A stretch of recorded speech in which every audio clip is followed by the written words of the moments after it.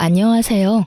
저는 여기저기 정착할 곳을 찾아 여행을 다니고 있는 30대 여자입니다. 사연을 듣다 보니 개념 가출한 시댁 이야기가 많길래 저도 저의 전 시댁 이야기를 해볼까 싶어 사연을 보내봅니다. 남편은 제가 운영하던 작은 꽃집의 단골 손님이었습니다. 많게는 일주일에 2번, 적어도 일주일에 1번은 꽃을 사가는 남자를 보며 누구인지는 몰라도 저 남자의 여자친구는 참 좋겠다 하고 생각했었어요. 남자가 꽃을 그렇게나 자주 사가니 당연히 여자친구가 있을 거라 생각했으니까요. 그러던 어느 날 남자가 계산하며 쪽지 하나를 내밀더라고요. 저희 어머니께서 이제 꽃 좀 그만 사오라고 하시네요. 그래서 말인데 제가 첫눈에 반했습니다. 실례가 안 된다면 연락 부탁드립니다. 이렇게 적힌 쪽지 끝엔 자신의 전화번호가 있었고 전 고민하다 연락했고 저흰 자연스럽게 연인 사이가 되었어요. 평소 남편의 이미지도 워낙 좋았던 터라 큰 거부감 없이 남편을 받아들였던 것 같아요. 사랑받는다는 게 어떤 것인지 느끼게 해주는 남편 덕분에 연애 기간 내내 행복했어요. 그러던 어느 날 부모님께서 함께 차를 타고 가다 사고가 나셨어요. 워낙 크게 난 사고라 어떻게 손 쓸 틈도 없이 두 분 다 제 곁을 떠나 하늘나라로 가셨네요. 갑자기 일어난 충격적인 일에 전 모든 의욕을 잃었고 그야말로 삶을 포기한 사람처럼 지냈어요. 우울증, 그거 정말 무서운 병이더라고요. 틈만 나면 죽고 싶다는 생각만 했어요. 그런 저를 세상에 다시 나오게 해준 사람이 남편이었어요. 자기야, 이제 기운 좀 차리자. 그리고 나랑 병원 가. 귀찮아. 그러지 말고 우리 헤어지자. 자기라도 제대로 살아. 그런 말이 어디 있어. 자기 잘못되면 나도 따라 죽을 테니 그렇게 알아? 알겠어? 자기야. 나 죽는 꼴 보기 싫으면 얼른 일어나. 그리고 나랑 병원 가. 오늘은 당신이 싫다고 해도 어떻게 해서든 데리고 갈 테니까. 자기 꼴을 좀 봐. 뼈만 앙상해서는. 하늘에 계신 부모님이 이 모습 보면 그 심정이 어떠시겠어? 그렇지 않아도 자기 혼자 두고 가셔서 눈도 제대로 못 감으셨을 텐데. 자기 이러고 있는 거 아시면 좋은 곳 못 가셔. 그러니까 나도 아니고 자기도 아니고 부모님 생각해서 병원 가자. 응? 날마다 찾아와서 저를 설득해준 남편 덕분에 전 병원 치료를 받으며 많이 좋아졌고 다시 일상생활을 하게 되었어요. 그 무렵 남편이 결혼하자고 하더라고요. 자기야, 우리 결혼하자. 응? 갑자기?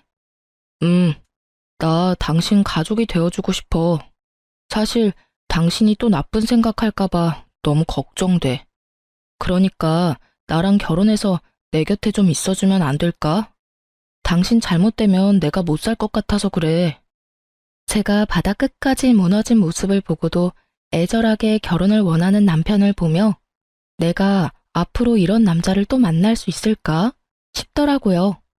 그래서 전 고민하지 않고 남편과 결혼하기로 했어요. 저의 허락이 떨어지자 번갯불에 콩 구워 먹듯 결혼을 서둘렀지만 모두 저를 위한 것이겠거니 하고 그러려니 했어요.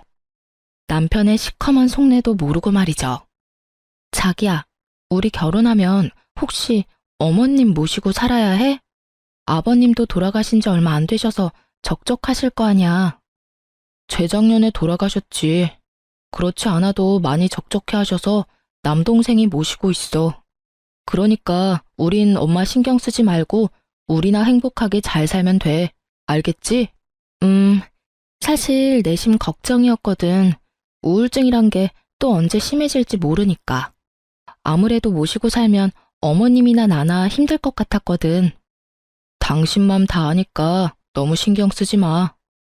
동서에겐 조금 미안했지만 제 입장에선 어쩔 수 없더라고요. 결혼식은 최대한 간소하게 치렀어요. 남편은 3남매인데 막내 아가씨도 시집을 갔고 남편이 마지막이었던 터라 어머님도 조용히 올리는 결혼식을 반겨주셨어요. 고마워. 내 뜻대로 간소하게 결혼식 올려줘서. 내심 걱정했거든. 아무래도 당신이 맞이라 어머님 생각은 다를 수도 있으니 말이야. 그런 걱정을 왜 해? 당신도 봤잖아. 엄마도 좋아하시는 거. 우리 집도 막내 결혼식 올린 지 얼마 안 돼서 또 손님들 초대하기도 좀 그랬는데. 때마침 당신이 간소하게 치르자고 하니 우리가 더 다행스러우는걸. 그러니까 그런 걱정 말고 당신은 그냥 건강 생각하면서 푹 쉬어. 남편의 말대로 전 마음을 요양하는 시간을 보냈어요. 꽃집도 제가 정신 놓고 있던 시기에 문을 닫았던 터라 낮에 햇볕도 쐬고 요리도 배우러 다니며 사람들과 어울리려 노력했어요. 그렇게 지내다 보니 수면제 없이 잠드는 시간들도 생겨나더라고요. 그렇게 몸도 마음도 건강해질 무렵 명절이 다가왔어요.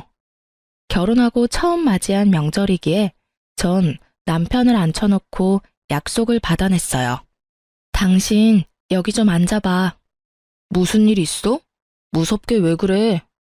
우리 내일 시댁 가잖아. 그 전에 당신한테 약속을 좀 받고 싶어. 무슨 약속? 난 시댁 일이라고 혼자 독박으로 일할 생각은 추호도 없어. 시댁에서 일이나 하려고 결혼한 것도 아니고. 그래서 말인데 내일 음식 준비할 때 당신도 함께 했으면 해. 난 또 뭐라고. 알겠어. 내가 내일 당신 옆에 찰싹 붙어서 도와줄게. 도와주는 게 아니라 함께 하는 거지. 왜 도와주는 거라고 해? 그리고 엄연히 따지면 내가 당신을 도와주는 거야. 당신 조상님들 식사라도 하고 가셔라. 하고 차리는 음식이니까. 알겠어? 네, 잘 알겠으니 얼른 자. 피곤하다고 했잖아. 얼른 자자. 피곤하다. 저는 남편의 호언장담 덕분인지 푹 자고 일어나 시댁으로 갔어요. 어머님, 저희 왔어요. 그래, 왔니? 얼른 손 씻고 와서 좀 거들어라. 둘째는 아까부터 재료 다듬고 있어. 전 괜찮아요, 어머님. 형님, 일단 짐부터 푸시고 좀 앉으세요. 차 많이 밀리죠? 커피라도 좀 드릴까요? 아니야, 동서. 일단 나 짐부터 풀고 바로 나올게. 여보, 당신이 먼저 좀 돕고 있어. 동서 혼자 힘들겠다. 알겠어. 재수씨, 저 손부터 씻고 와서 도와드릴 테니 조금만 기다려주세요. 저희가 나누는 대화를 잠자코 듣고 있던 어머님은 남편이 적극적으로 나서자 갑자기 태도를 바꿔 언성을 높였어요. 아니 얘가 뭐 하는 짓이야? 여기 여자가 몇 명인데 네가 왜 나서? 에이 엄마도 참. 요즘 그런 말 하면 이혼당해. 요즘 애들이 어떻든 나는 관심 없다. 여긴 내 집이니 내 뜻대로 할 거야. 넌 들어가서 쉬어. 아님 소파에 앉아서 TV라도 보든지. 나 하나도 안 피곤해. 어제 잠도 푹 자서 컨디션 매우 좋아. 얘가 진짜?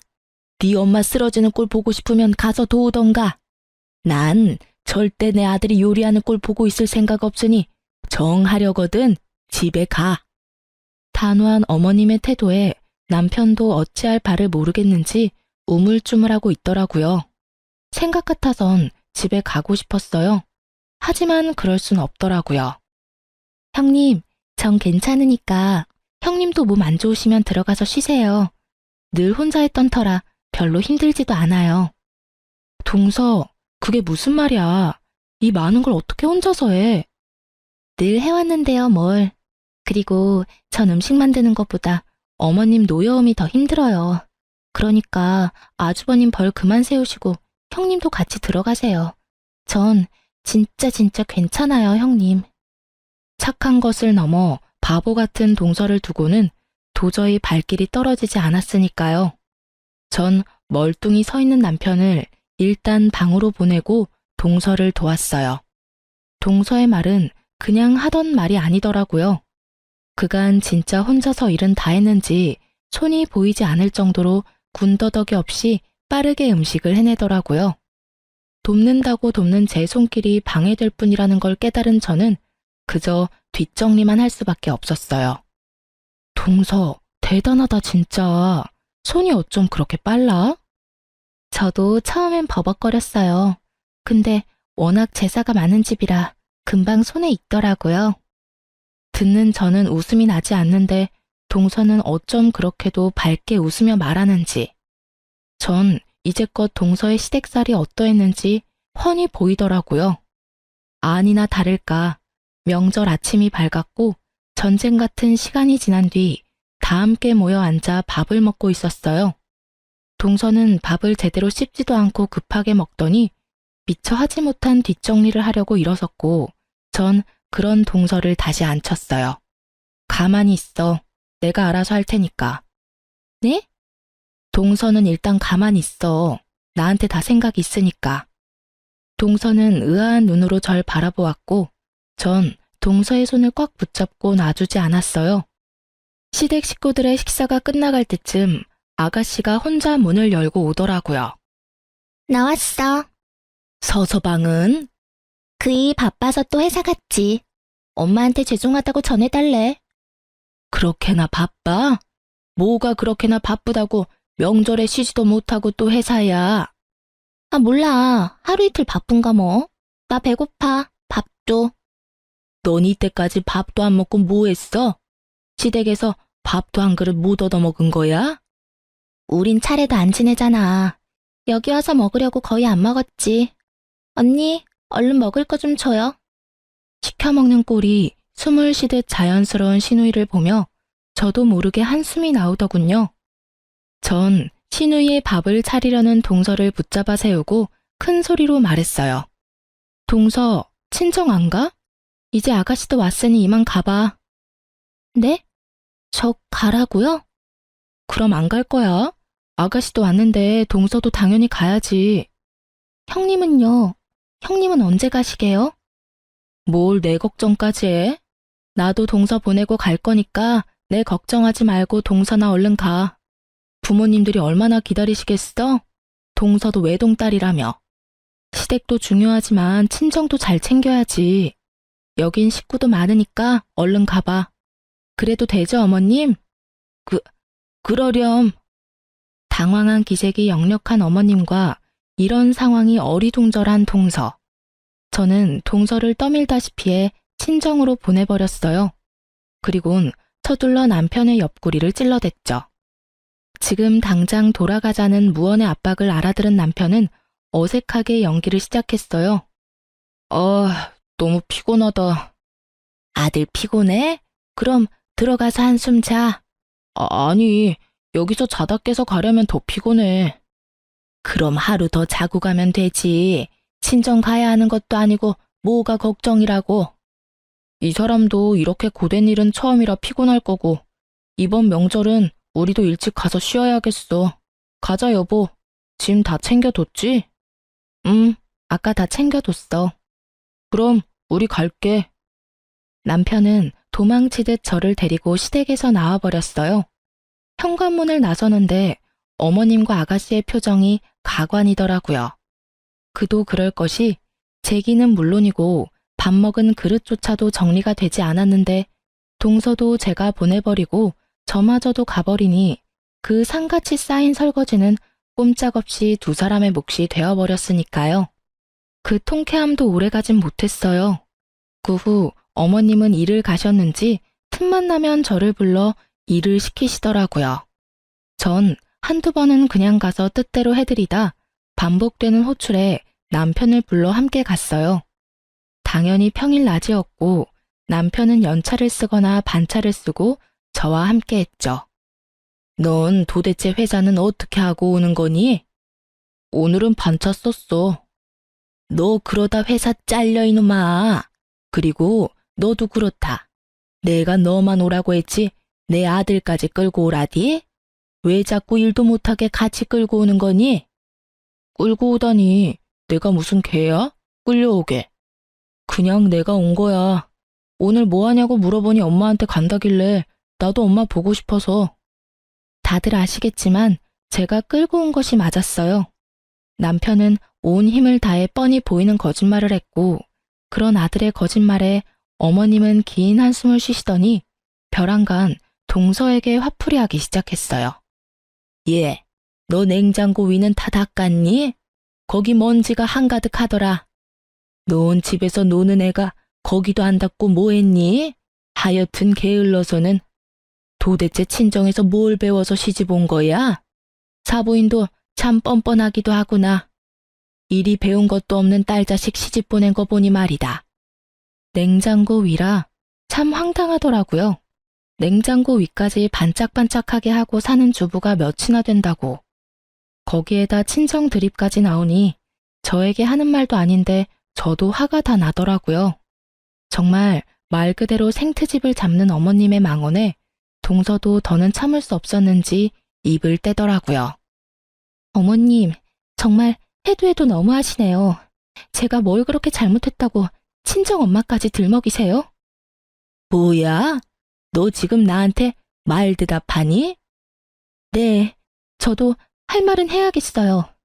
지금까진 어머님이 하시는 말씀 다 저를 위하는 말이다 생각하고 넘어가려고 했어요. 근데 요즘엔 해도 해도 너무하시잖아요. 친정엄마가 무슨 잘못을 했다고 그런 소리까지 하시냐고요. 원래가 그렇다. 시집와서 네가 잘못하면 친정엄마가 욕먹는 법이야. 그런 법은 없어요, 어머님. 그리고 제가 잘못해서 혼내시는 거 아니시잖아요. 만만한 게 저라고 형님이 저처럼 가만히 있지 않고 할 말 다 하시니까 저한테 지금 화풀이 하시는 거잖아요. 제가 바본 줄 아세요? 내가 언제 너한테 화풀이를 했다고 그러니? 얘가 아주 생사람 잡는구나. 왜? 너도 네 형님이 바락바락 시어머니 이겨먹는 꼴 보니 따라하고 싶더니? 그래서 눈 똑바로 뜨고 나한테 대드는 거야? 집안 꼴 잘 돌아가는구나. 이게 다 너 때문인 건 아니? 네가 내 말끝마다 말대답이나 하니 얘도 너 따라서 그러는 거 아니니? 엄마, 왜 갑자기 이 사람한테 그래? 넌 빠져 이 녀석아. 어디 부모 앞에서 마누라 역성을 드는 거야? 다툼이 절정을 향해 가던 그때 이 다툼을 한 방에 날려버릴 신우이가 뛰어들어왔어요. 엄마, 큰오빠가 돈 준대. 1,000,000원, 나 살았어. 신우이의 등장에 순식간에 다툼은 사라지고 다들 제 눈치를 살피기 바쁘더라고요. 제가 들은 말이니 제대로 들은 말이 맞는 건지 곱씹을 필요도 없었어요. 워낙 티가 나게들 눈치를 살피니까요. 이게 무슨 말이야? 그런 말 없었잖아. 그게 아니라 막내가 워낙 급하다고 해서. 그래서 나하고 한마디 상의도 없이 1,000,000원이나 되는 돈을 주기로 했다고? 당신한테 그렇게 큰 돈이 어디 있어서? 당신 생활비 빼곤 당신 적금 내가 관리하잖아. 그게 퇴직금 조금 정산받았어. 당신 제정신이야? 기가 차더라고요. 하지만 더 기가 차는 건 어머님의 생각과 태도였어요. 너 지금 여기가 어디인지 잊었니? 어디서 소리를 꽥꽥 질러대는 거야? 그리고 가족끼리 힘들면 도와줄 수도 있는 거지. 이게 그렇게 화낼 일이니? 상의 한마디도 없이 그렇게 큰 돈을 빌려줬다 해도 황당한데 그냥 줬다고 하잖아요. 어머님은 어떠실지 몰라도 제 기준에선 화낼 일이에요. 너 그러다 시어머니 잡아먹겠구나. 내가 네 눈치 보여서 어디 말이라도 하겠니? 엄마 그만해. 불난 집에 부채질 좀 그만하라고. 아, 내가 진짜 궁금해서 그러는데 아가씨 남편도 있는데 왜 당신이 돈을 주는 거야? 그게 막내가 남편 몰래 친 사고라 알면 이혼당해. 들으면 들을수록 어이가 없더라고요. 저는 이대로는 안 되겠다 싶어 단호하게 말했어요. 당신은 다를 줄 알아? 아가씨, 상황이 급한 것 같으니 돈은 드릴게요. 대신 달에 50만 원씩 갚으세요. 이자는 안 받을 테니 편의점 알바를 해서라도 꼭 갚으셔야 할 거예요. 뭐라고요? 언니가 뭔데 이래라 저래라 해요? 몰라서 물어요? 아가씨 오빠 부인이잖아요. 잘 들어요, 아가씨.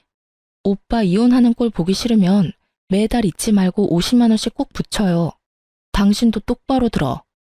한 번만 더 상의 없이 이런 일 벌였다간 진짜 이혼이야. 알겠어?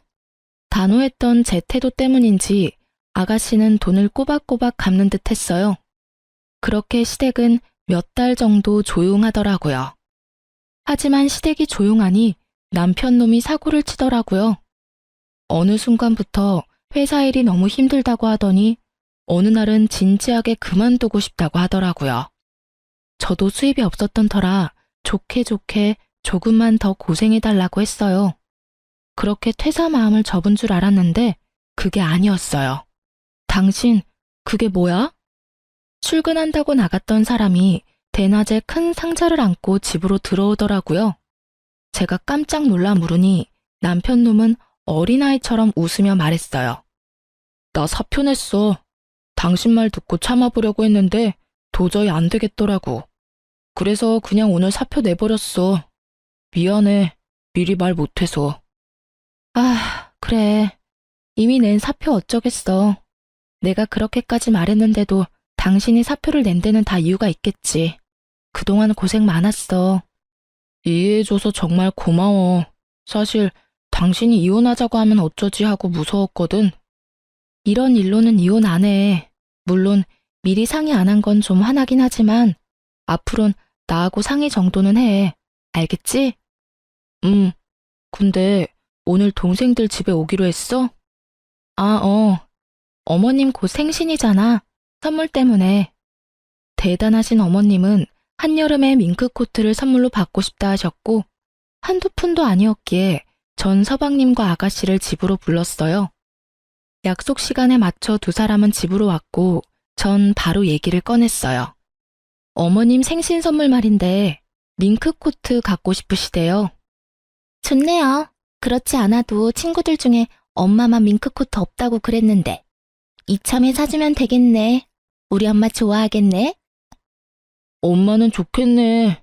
근데 형, 너무 무리하는 거 아니야? 밍크코트 비싸잖아. 어쩔 수 없지 뭐.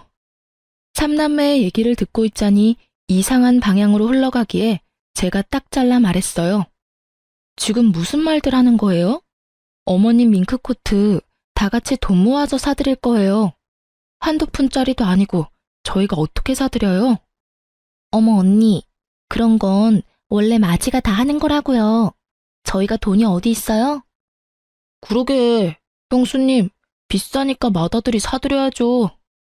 그래 여보, 얘들이 돈이 어디 있어.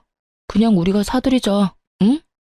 어쩜 새 입에서 나오는 말 중 사람 말을 하는 이가 단 하나도 없는지 어이가 없어 헛웃음이 나오더라고요.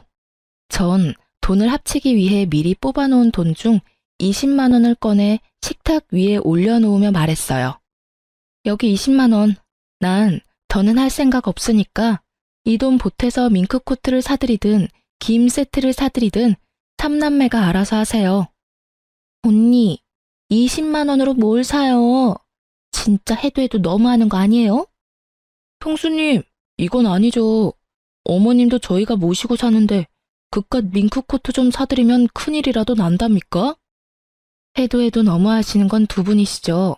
아니, 3명일 수도 있겠네요. 어쨌든 마지가 동네북도 아니고 왜 그 비싼 걸 마지가 해야 해요? 서방님이랑 아가씨는 어땠을지 모르겠지만 저희 결혼할 때 맞이라고 해서 더 받기는커녕 저희 둘이 알아서 다 했어요. 달마다 어머님 용돈도 드리고 있고요. 거기에다 어머님 생신 선물까지 독박스라고요? 전 그럴 생각 없네요. 그래도 결혼해서 처음으로 드리는 생신 선물, 그 도리는 다 하고 싶어서 두 분이 형편껏 보태시면 모자라는 돈은 제가 내려고 했더니 이렇게 나오시니 저도 별 수 없네요. 전 이 20만 원, 그 이상은 보탤 생각 없으니 그렇게 알고 돌아가 주세요. 여보, 그러지 말고 다시 생각해보자, 응? 당신도 쫓겨나기 싫으면 그만해. 남편은 입을 다물었고 두 사람도 순순히 돌아가더라고요. 생일 선물로 뭘 사드렸는지는 아직도 모르네요. 남편도 말해주지 않았고 굳이 저도 묻지 않았거든요. 생신 때도 밖에서 밥만 먹고 헤어졌고요. 아마 전 이때쯤부터 이혼을 생각하고 있었던 것 같아요. 이대로 괜찮을까 하는 생각이 강하게 들었거든요. 그러면서도 제발 더는 실망하게 하질 않기를 바라고 또 바랐어요. 하지만 도저히 참을 수 없는 일이 벌어지고야 말았죠. 산 넘어 산이라고 어머니 생신이 지난 지 얼마 되지 않아 아버님 제사가 다가왔어요. 계속해서 시댁일로 남편과 부딪히니 시댁 말만 나와도 머리가 아프더라고요. 하지만 어쩌겠어요. 제가 안 가면 또 난리가 날 테고 그 난리통에 애꿎은 동서만 피볼 것이 뻔하니 안 갈 수도 없는 노릇이었어요. 그렇다고 당하고만 있자니 속에 천불이 날 것 같았고요. 시댁에 도착하니 제 예상대로 동서만 발바닥에 불난 듯 바쁘게 움직이고 아가씨와 서방님은 소파에 앉아 TV를 보고 있더라고요. 어머님은 안 보이시고요. 전 이때다 싶어 남편에게 뒤집개를 줬어요. 당신 여기서 전 좀 뒤집어. 그 정도는 할 수 있지? 그럼. 그리고 서방님, 오셔서 동그랑땡에 계란물 좀 묻히세요. 아가씨도 좀 하시죠? 오빠들 다 일할 건데 앉아서 쉴 건 아니죠? 아버님 제사인데 며느리들만 죽어라 일하고 자식들은 놀고 있고 그건 아닌 것 같은데? 다들 저랑 같은 생각이죠. 얼른 오세요. 빨리 끝내고 다 같이 쉬어요. 저의 당당한 요구에 두 사람 다 민망했는지 쭈뼛쭈뼛 주방으로 오더라고요. 두 사람이 오는 것을 확인한 저는 동서의 앞치마를 벗기며 말했어요. 동서는 들어가서 쉬어. 이제껏 혼자 하느라 고생했는데 오늘은 좀 쉬어. 여긴 우리끼리 알아서 해볼게. 괜찮아요, 형님. 저도 같이 할게요. 괜찮기는 뭐가 괜찮아. 얼굴 까칠한 것 좀 봐. 얼른 들어가서 쉬어. 형님, 저 진짜 괜찮은데. 괜찮아도 들어가서 쉬어. 내가 진짜 미안해서 그래. 부탁이다. 응? 저의 부탁에도 망설이는 동서를 방에 밀어넣어버리고 삼남매와 함께 음식 준비를 서두르고 있었어요. 그때 어머님이 들어오더라고요. 일은 다 맡겨놓고 어딜 다녀오시는 건지 표정이 아주 밝더라고요. 하지만 그 밝은 표정은 금세 어두워졌어요. 너희 뭐하니? 둘째는 어디 갔어? 제가 쉬라고 했어요, 어머님. 자식이 이렇게나 많은데 동서 혼자 이 많은 걸 하고 있더라고요. 그래서 제가 나머진 우리가 할 테니 좀 쉬라고 했어요. 어머님도 들어가서 좀 쉬세요. 너 진짜 제정신이니? 네가 뭔데 내 자식들한테 이런 일을 시켜? 자식들은 놀고 왜 며느리만 일을 해야 해요? 제가 진짜 이해가 안 돼서 그래요. 원래 다 그런 거야. 그게 며느리가 할 도리인 거다. 알겠니? 그게 도리라면 제가 아버님 제사 음식 다 차리는 대신 우리 부모님 제사 땐 전 놀고 이 사람이 음식 준비 다 하면 되겠네요. 그렇죠, 어머님? 이게 진짜? 순식간에 일어난 일이었어요. 숨 넘어가듯 언성을 높이던 어머님이 제 뺨을 때려버린 것은요. 너무 당황스러운 나머지 정신이 나가 있는데 어머님이 쉬지 않고 욕을 하시더라고요. 글로 적기도 심한 말들이었어요. 그렇게 한참 욕을 듣다 보니 내가 왜 여기서 이런 취급을 받고 있나 싶으면서 화가 나더라고요. 그래서 전 어른을 칠 순 없고 남편을 때려버렸어요. 여보, 내가 어른은 칠 수 없고 당신 엄마니까 당신이 대신 맞아. 이년이 진짜 미친 게 분명하구나. 감히 누구 앞에서 누굴 때려? 미친 건 제가 아니라 어머님이시죠. 제가 뭘 그렇게 잘못했다고 때리고 욕하세요? 며느리가 되면 맞고 욕 얻어먹는 게 당연한 건가요? 이년이 아직도 정신을 못 차리고 입을 놀리는구나. 너 이리 와. 저한테 한 번만 더 욕하시고 때리시면 똑같이 이 사람한테 할 거니까 어디 한번 해보세요. 저의 협박에 어머님은 목덜미를 잡고 뒤로 넘어가는 신용을 하더라고요. 소름 끼치는 연기를 보고 있자니 토할 것 같아 전 가방을 들고 그대로 집으로 돌아왔어요. 집에서 씩씩거리고 있으니 남편도 왔더라고요. 돌아온 남편은 저를 보자마자 무릎을 꿇고 싹싹 빌더라고요. 여보, 내가 대신 사과할게. 진짜 미안해. 많이 아팠지? 나 살다 그렇게 몰상식한 사람 처음 봤어. 욕하는 거 당신도 들었지? 나 참, 난 세상에 그런 욕이 있는 줄도 몰랐다. 어쩜 그런 욕을 할 수가 있는지. 내가 다 미안해. 진심이야. 당신이 원하면 나 엄마랑 인연 끊을 수도 있어. 그러니까 이혼하자는 말만 하지 말아줘. 나 당신 없으면 못 살아. 손이 발이 되게 비는 남편을 뒤로 한 채 전 방으로 들어와 문을 잠가버렸어요. 남편이 잘못한 것도 아닌데 화가 너무 나니 남편도 꼴도 보기 싫더라고요. 다음 날이 되어도 찬바람이 쌩쌩 불자 남편도 피하는 게 상책이다 싶었는지 아침 일찍 나가 저녁 늦게 들어오더라고요. 그렇게 며칠이나 지났을까요? 동서가 찾아왔어요. 그리고 동서에게서 충격적인 말을 들을 수 있었어요. 형님, 제가 며칠 동안 많이 고민했는데 아무래도 형님이 아셔야 할 것 같아서 왔어요. 그날 형님 그렇게 가시고 아주버님이 어머님께 엄청 화를 내시는 거예요. 전 어머님이 형님한테 손찌검까지 하셨으니까 저렇게 화를 내시나 보다 했는데 그게 아니었어요. 그럼? 아, 그게, 그게 말이에요. 아, 형님, 부모님 사망보험금 때문이었어요. 뭐? 그걸 그 사람이 어떻게 알아? 난 말한 적 없는데? 그게 형님 많이 아프셔서 정신없으실 때 우연히 서류 보셨다고 하시더라고요. 아주버님이 형님을 정말 사랑한 건 맞는데 결혼을 서두른 건 보험금 때문인 것 같았어요. 그리고 아주버님 회사도 그만두셨다면서요? 회사 그만둔 얘기하면서 자기 이제 사업하려고 하는데 그 보험금이 꼭 필요한데 이러다 이혼하자고 하면 책임지실 거냐면서 화를 내는데 정말 저게 인간 맞나 싶더라고요. 그러면서 앞으로 형님한테 연락도 하지 말라고 하셨어요. 동서는 말하면서도 온갖 감정이 뒤섞이는지 울먹이고 있더라고요. 그런 동서를 보는데 참 고마웠습니다. 아, 동서도 이런 얘기 쉽진 않았을 텐데 말해줘서 내가 참 고마워. 고맙기는요. 형님이 이때껏 저한테 어떻게 해주셨는데 당연히 말씀드려야죠. 형님, 도망치세요. 이혼하셔야 해요. 이렇게 말하면 좀 그렇지만 그 돈이 어떤 돈인데요. 형님 부모님 목숨값인데 그런 사람들한테 다 줄 수는 없잖아요.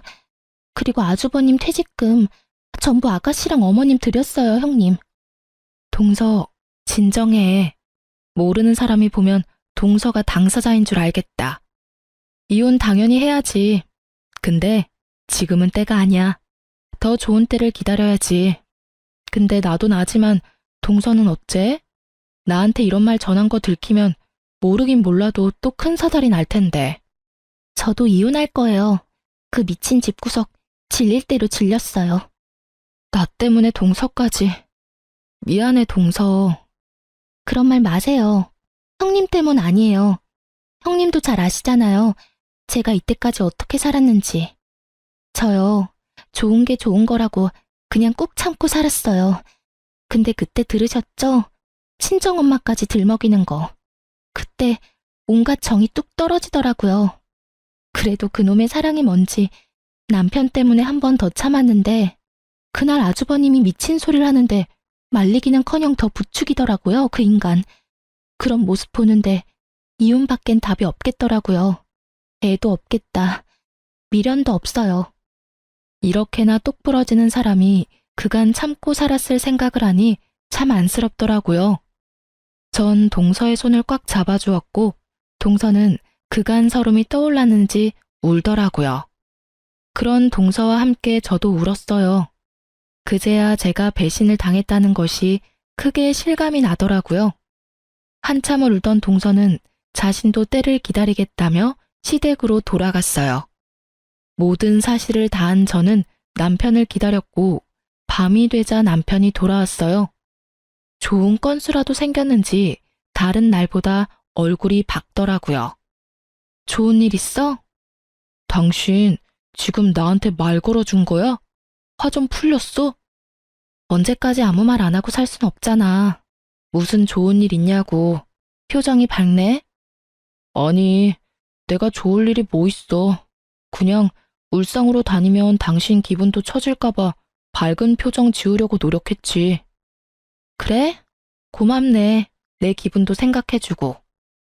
근데 당신 요즘도 당신 식구들한테 돈 주고 그런 거 아니지? 아니, 내가 미쳤어? 안 그래. 나 이제 영 끊을 거라고 그랬잖아. 표정 하나 바뀌지 않고 거짓말을 하는 남편을 보니 이제껏 날 얼마나 속였을까 하는 생각이 들더라고요.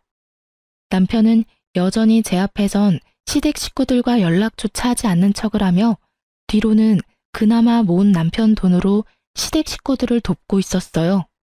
돌아가신 부모님 사망보험금만 믿고 재산 탕진을 신나게 하는 모습을 지켜보는 꼴도 꽤 즐겁더라고요. 동서는 남편이 시댁을 도울 때마다 저에게 알려줬고 저는 열심히 계산기를 두들겼어요. 마침내 남편 통장이 텅텅 비었을 때쯤 전 남편에게 이혼을 통보했어요. 이혼해 우리. 갑자기 그게 무슨 소리야? 말 그대로 이혼하자고. 갑자기 무슨 이혼이야. 우리 엄마 때문에 그래? 내가 영 끊는다니까. 요즘 연락도 안 하는 거 당신이 더 잘 알잖아. 연락은 안 하지만 돈은 주잖아. 그거 참 이상하지 않아? 언제 얼마가 필요한지 알고 돈을 그렇게 매번 들여? 당신이 그걸 어떻게 알았어? 그게 중요해? 어머님, 서방님, 아가씨 골고루 잘도 나눠주던데. 내가 그랬지? 나랑 상의 없이 한 번만 더 이런 일 벌이면 가만 안 있는다고. 이혼해. 나 맘 돌릴 생각 전혀 없으니까 괜히 힘 빼지 말고 해. 안 돼. 못해. 나 당신 없이 못 살아. 당신도 잘 알잖아. 내가 아니라 내 부모님 사망보험금이 없으면 못 살겠지. 당신이 그걸 어떻게 알았어? 영원한 비밀이 있을 거라 생각했어? 꿈도 크다. 얼른 짐 싸서 나가. 여기 내가 처녀 때부터 살던 내 집인 건 알지? 당신 집은 1%도 없으니까 뭉구적거리지 말고 당장 나가줘. 10분 시간 줄게. 10분 뒤에도 나가지 않으면 경찰 부를 테니까 그렇게 알아. 전 세상을 다 잃은 표정을 하고 서 있는 남편을 뒤로 한 채 방으로 들어왔어요. 그리고 동서에게 전화를 걸었어요. 형님, 동서, 나 방금 이혼하자고 했어. 돈 빌려준 것부터 보험금까지 다 얘기해서 아마 집안 발칵 뒤집힐 거야. 괜찮겠어? 안 괜찮을 건 또 뭐예요? 전 기쁜걸요? 노예 해방의 날인데요. 저도 오늘 이혼 선포하고 이 집 나갈 거예요. 그래? 차라리 그게 좋겠다. 괜히 또 험한 꼴 당하지 말고 얼른 나와. 지금 어머님 통화하시는데 아주버님 같아요.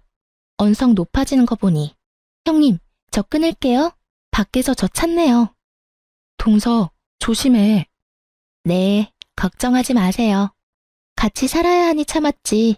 지금은 참을 이유도 없는걸요? 제대로 업고 나가버리죠 뭐.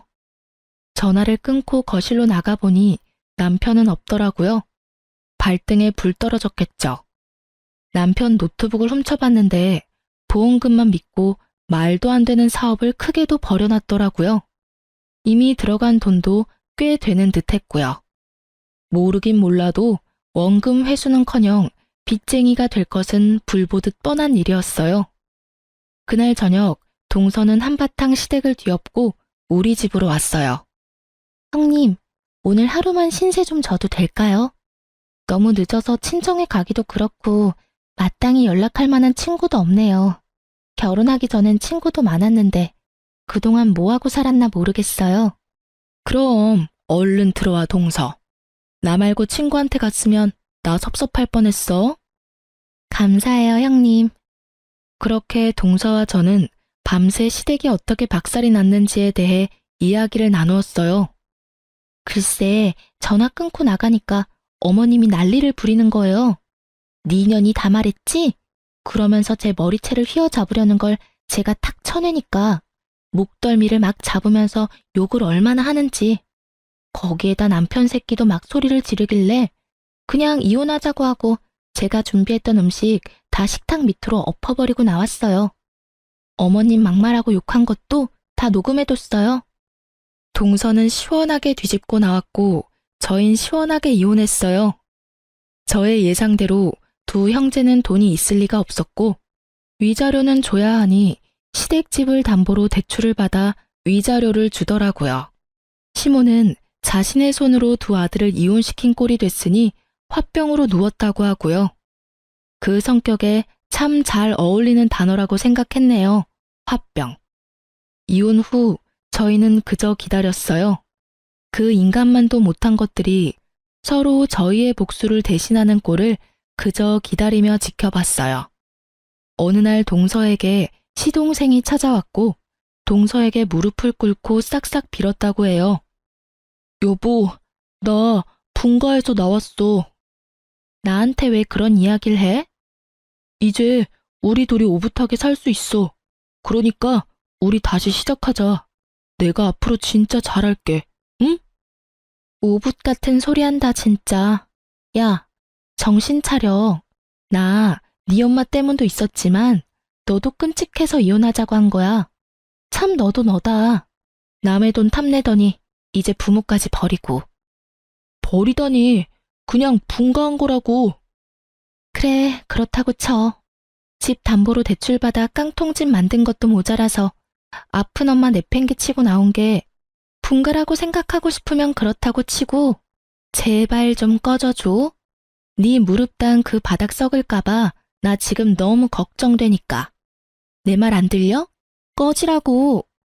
시동생은 동서의 호통에 불이 나게 도망갔다고 하더라고요. 착하기만 했던 동서가 그렇게 화를 내니 놀라기도 했겠죠. 동서 말을 듣는데 제가 더 통쾌하더라고요. 거기서 끝인 줄 알았는데 시댁 것들은 동서가 얼마나 만만했던 걸까요? 그 뒤로 한동안 조용하더니 어느 날은 시모가 직접 찾아왔다고 했어요. 행색이 말도 못하게 형편없었다고 하더라고요. 아가, 나라도 좀 받아주면 안 되겠니? 네? 제가 왜요? 어머님 잘난 아들딸 있잖아요. 그 나쁜 것들 말도 마라. 네 남편은 날 버리다시피 하고 집을 나가더니 연락도 없고 하루가 멀다고 와서 돈이란 돈은 다 뜯어가던 딸려는 이제 돈 없다고 날 첫째한테 떠넘기더니 전화도 안 받아. 그리고 장남이라는 거는 내 집까지 팔아서 글쎄 날 월세방에 쳐넣어 놓고 연락도 안 되는구나.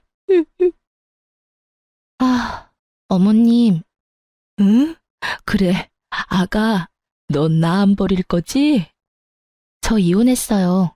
벌써 이혼한 지 몇 달이나 지났어요. 전 어머님 아가도 며느리도 아니에요. 그러니까 앞으로 찾아오지 마세요. 어머님이라 불러드리는 것도 오늘이 마지막이니까요. 이제 진짜 두 번 다신 보지 마요. 전 어머님 얼굴만 봐도 끔찍하네요. 동서가 어찌나 성대모사를 잘하는지 동서 말을 듣는데 마치 시모가 눈앞에 있는 기분이었어요. 그래서 그런지 더 통쾌하더라고요. 저의 예상대로 그들은 서로가 서로에게 지옥을 보여주고 있었어요. 참 어울리는 결말이라고 했네요. 이렇게 끝이 난 줄 알았죠? 찾아올 사람은 다 찾아왔다고. 하지만 아니더라고요. 전 남편이 남아있다는 걸 깜빡했어요, 제가. 저를 찾아온 남편은 왜인지 여유로워 보였어요. 의아했죠. 미래가 보이지 않는 빚쟁이일 텐데 여유로워도 너무 여유로우니까요. 좋아 보이네. 잘 지냈어? 이혼한 덕분에 아주 잘 지내지. 나는 안 물어봐줘? 내가 왜? 전 남편은 제 말은 들리지도 않는지 묻지도 않은 안부 따위를 전해주더라고요. 나는 못 지내. 당신이 없어서. 그리고 우리 가족들도 잘 못 지내. 엄마는 단칸방에 사시고 막내는 결국 돈 사고 친 거 남편한테 들켜서 이혼당하고 요새는 연락도 안 돼. 어디서 뭐라고 사는지. 으휴. 신세 한탄이나 하려고 만나자고 한 건 아닐 테고. 갑자기 만나자고 한 이유나 말해. 나 이번에 대박 건수 잡았어. 대박 건수를 잡았는데 왜 날 찾아와? 그리고 아직도 사업에 미련 있니? 너 돈 없지 않아? 사업 말고 주식. 진짜 믿을 만한 사람한테 들은 정보인데 이거 대박 날 거래. 그래서 말인데 나랑 다시 합치자. 나랑 다시 합치면 당신한테도 이 정보 넘겨줄게. 당신이랑 나랑 둘이 투자해서 대박 터트리면 우리 평생 먹고 살 수 있다고. 헛웃음이 나더라고요. 여유의 이유가 주식이라니. 주식의 주자도 모르는 제가 살짝만 들어도 사기인 것이 분명한데 그걸 믿어 의심치 않는 전 남편을 보니 참 한심하더라고요. 수상하다는 생각은 못하나 봐. 그렇게 중요하고 확실한 정보가 왜 네 귀까지 들어가겠어? 그리고 내가 머리에 총 맞았어? 너같이 소름 끼치는 새끼랑 다시 살 부대끼면서 살게. 제발 좀 사라져 주라. 지금도 토할 것 같으니까. 뭐? 너 지금 나 무시하냐? 대학도 못 나온 고졸년이 무식해서는. 그러니까 네가 그 큰 보험금을 가지고도 그 모양 그 꼴로 사는 거야. 알겠어? 뚫린 입이라고 나오는 대로 짓거리는 전 남편의 얼굴을 주먹으로 날려버렸어요. 생각 같아서는 짓밟아주고 싶은 걸 그딴 새끼에게 괜한 건수 만들어주고 싶지 않아 겨우 참았네요. 전 다시 찾아오면 경찰에 신고할 거라는 말을 남기고 돌아섰어요. 그 후 전 남편이 어디까지 망하나 지켜보기 위해 사기 같은 주식을 주시했어요. 그 주식은 며칠 오르는가 싶더니 빠르게 고꾸라지더라고요. 하루아침에 나락으로 가는데 전 남편의 미래를 보는 것 같아 한참을 웃었어요. 그리고 며칠 뒤 자신이 어디까지 갔는지 알려주고 싶은지 전 남편에게 전화가 왔어요. 찾아오지 말랬더니 전화질이야? 있잖아, 나 경찰서인데 나 한 번만 살려주면 안 될까? 뭐? 경찰서? 나 사실 빚쟁이 됐어. 저번에 말했던 주식만 믿고 여기저기 돈 빌려다 투자했는데 완전 깡통 찼어. 그래서 지금 고소당해서 경찰서인데 당신이 한 번만 좀 도와주면 안 될까? 제발. 당신이 안 도와주면 나 깜빵에 가야 해. 당신도 나 그렇게까지 되는 건 싫은 거 아니야. 착각의 정도가 광증에 가까운 남편의 개소리를 들으면 전 웃음을 터뜨렸습니다. 착각은 자유라더니 너 그 정도면 병이야, 병. 뭐? 너 그렇게까지 되는 거 좋아. 내가 싫을 이유가 없잖아? 그래서 하는 말인데 그냥 깜빵 가. 깜빵 가면 잠도 재워주고 밥도 주고 운동도 시켜준다더라. 심지어 다 공짜래. 어때? 끝내주지? 그러니까 잘 생각해봐. 그럼 차단할 테니까 전화하지 마. 알겠지? 전 다급히 전화를 끊고 전 남편 번호를 차단했네요. 이렇게 저와 동서의 복수는 전 시댁 식구들이 나서준 덕분에 잘 끝났어요. 시간이 흐른 지금 동서와 저는 언니 동생 사이로 잘 지내고 있어요. 동생은 국비로 간호조무사 학원에 다니며 멀어졌던 친구도 만나고 잘 지내고 있어요. 전 부모님을 잃은 것부터 이혼까지 해서 많은 일을 겪었던 터라 좀 쉬고 있어요. 병원에서 여행을 추천하길래 국내 작은 시골 마을을 찾아다녔는데 꽤 좋더라고요.